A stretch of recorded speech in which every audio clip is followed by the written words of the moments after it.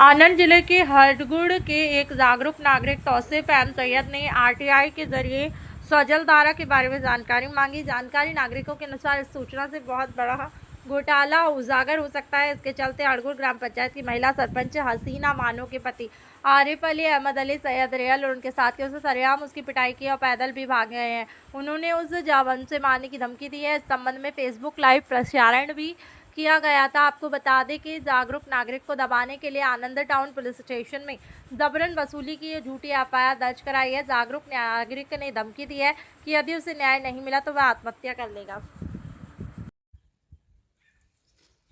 आज रोज जे सरपंच पति द्वारा मारा ऊपर एफआईआर जे खंडણીની અને બ્લેકમેલિંગની કરવામાં આવી છે એ તદ્દન ખોટી છે। અવારનવાર સરપંચ પતિ ગ્રામ પંચાયતનો વહીવટ સાચવે છે એનો હું અવારનવાર વિરોધ કરતો હતો અને મેં સ્વજલ ધારાની આરટીઆઈ માહિતી માંગી। એમાં મસ્ત મોટું કૌભાંડ બહાર આવી શકે છે તે વિશે આજે સરપંચ પતિએ મારા વિરુદ્ધમાં આણંદ ટાઉન પોલીસ સ્ટેશનમાં ખોટી એફઆઈઆર દાખલ કરાવી છે।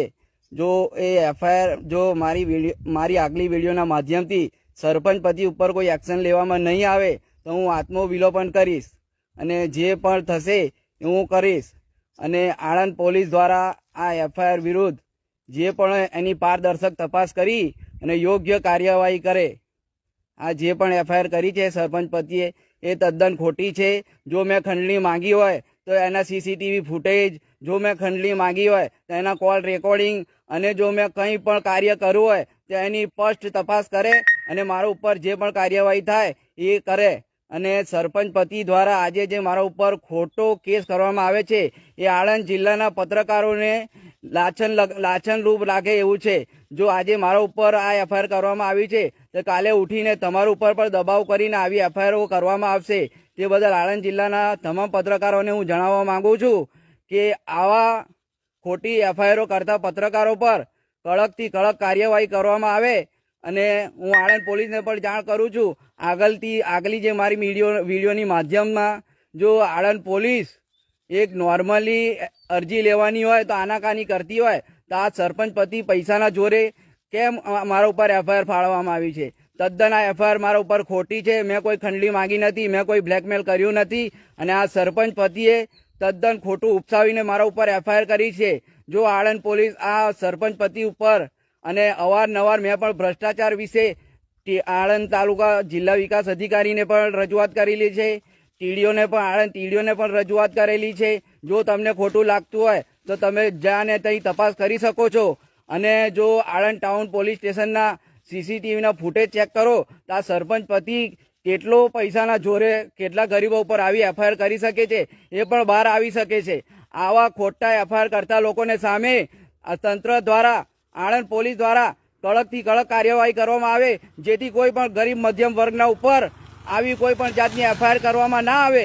આ સરપંચ પતિ ખરેખર એકદમ ખોટો છે અને આ ભ્રષ્ટાચાર વિશે જે મેં સરપંચ પતિ સ્વજલ ધારાની જે માહિતી જે માંગી છે તે બદલ મને દબાવવા માટે આ એફઆઈઆર કરવામાં આવી છે।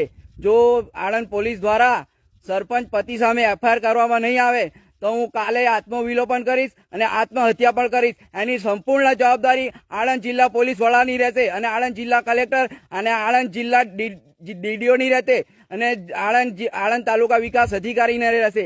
અને મને મારા ફેમિલી, મારા બે બાળક છે, એક 13 વર્ષનું છે અને એક 11 વર્ષની પુત્રી છે। જો એ પરિવાર વિખૂટા થયા તો ટોટલી જવાબદારી આણંદ જિલ્લા પોલીસ વડાની રહેશે અને સરપંચ પતિ આરિફ અલી રિયલની રહેશે। હું જાહેર કરું છું, જગ જાહેર।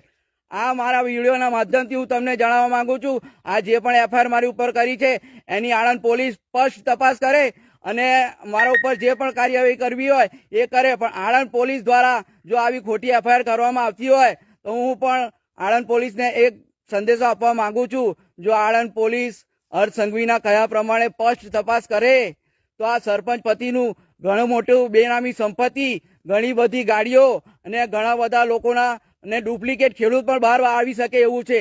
આ સરપંચ પતિ દ્વારા મને દબાવ કરવામાં આવે એ માટે આ સરપંચ પતિએ મારા ઉપર ખોટી એફઆઈઆર દાખલ કરી છે।